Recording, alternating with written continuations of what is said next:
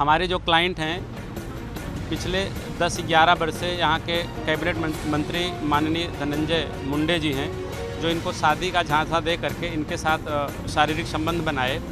बाद में जब इन्होंने विरोध किया तो उन्होंने बोला मैं आपको फिल्म इंडस्ट्री में एज ए सिंगर, चूँकि ये सिंगिंग का काम करती थी, बोले एज ए सिंगर मैं आपको फिल्म इंडस्ट्री में लॉन्च करूँगा। उसका बहाना दे देकर इनके साथ संबंध बनाते रहे।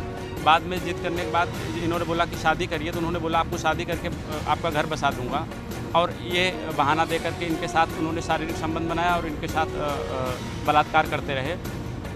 2009 में और 8 में सन 2008 में जब इन्होंने उनके अत्याचार से मुक्ति पाने के लिए यहाँ से शिफ्ट हो गई इंदौर, फिर 2013 में इन्होंने अपना नंबर बंद कर दिया। फिर उनको खोजते खोजते वो इंदौर पहुँच गए।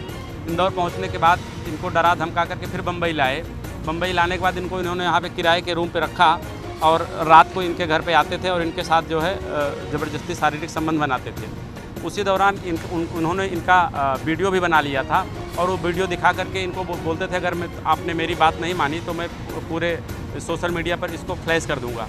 किसी बात का बहाना बना करके इनसे ज़बरदस्ती शारीरिक संबंध बनाया करते थे। बीच में इनको उन्होंने ना तो शादी किया ना तो दूसरे से शादी करने दिया, और वो वीडियो दिखा करके और फिल्म इंडस्ट्री में एज ए सिंगर लॉन्च करने के लिए और इनके साथ शादी करने के लिए ऐसे 3 बहाना बना करके पिछले 10-11 वर्ष से लगातार इनके साथ शारीरिक संबंध बना करके इनके साथ बलात्कार किया है। इन्होंने बताया कि इनके साथ अननेचुरल सेक्स भी किया गया है, इनको बहुत यातना दी गई है। आज इस मामले में जब आज हमने माननीय पुलिस कमिश्नर मुंबई और होम सेक्रेटरी और डीजीपी को जब सुबह 10 बजे कंप्लेंट दिया, 4 से 5 बजे इनके भाई को और भाभी को यहाँ से उनके कुछ लोगों ने फ़ोन करके धमकी दिया कि अपने बहन को समझा दो और वो कंप्लेंट विड्रा कर दो, नहीं तो पूरे ख़ानदान को ख़त्म कर दूंगा। आपके सामने उपस्थित हैं, आप किस तरह डरी हुई हैं आप लोग देख सकते हैं। इनकी जान को बहुत बड़ा खतरा है। अगर हमारी क्लाइंट को कुछ भी होता है तो उसके लिए जो जिम्मेदार हैं माननीय मंत्री जी धनंजय मुंडे जी होंगे। इसके लिए आप लोगों से निवेदन है कि इनको न्याय दिलाने की कृपा करें। अभी आप पुलिस स्टेशन आए हैं, इनकी तरफ से क्या कहा गया है, क्या कंप्लेंट रजिस्टर की गई है? मैंने सुबह जो है इस मामले की शिकायत माननीय पुलिस आयुक्त Mumbai, director general of police Mumbai, home secretary Mumbai को किया, लेकिन शाम को हम लोग 8 साढ़े 8 बजे से यहाँ आके बैठे हैं। यहाँ ओसवेरा पुलिस स्टेशन के जो इंचार्ज ऑफिसर हैं वो बता रहे हैं कि हमारा इन्वर्ट रूम लॉक हो गया है, मैं आपका लेटर इन्वर्ट नहीं ले सकता। फिर बोले सुबह आप 10 बजे आइए, हमारे वरिष्ठ अधिकारी नहीं हैं। और अभी जब यहाँ पे उनको मालूम पड़ा कि मीडिया आ गई है तो अभी उन्होंने लगभग 2 मिनट पहले ये इन्वर्ट करके लेटर जो है दिया है। पिछले 4 घंटा से हमको यहाँ से बताया जा रहा है कि आप पुलिस स्टेशन से चले जाइए और कल सुबह आइए, चूँकि मेरा इन्वर्ट रजिस्टर बंद है।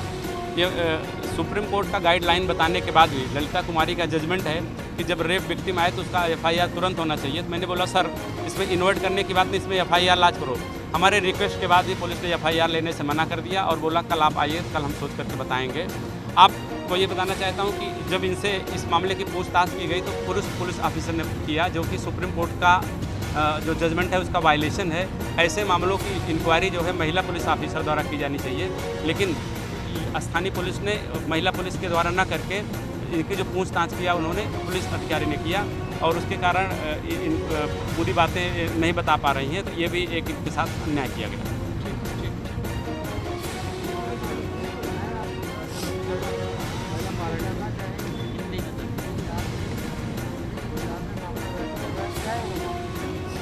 सबसे पहले तो वो मेरे लिए मंत्री नहीं है, उसे मतलब ईयर 1996 से जानती हूँ, जब वो मेरी बहन के साथ प्रेम संबंध में था।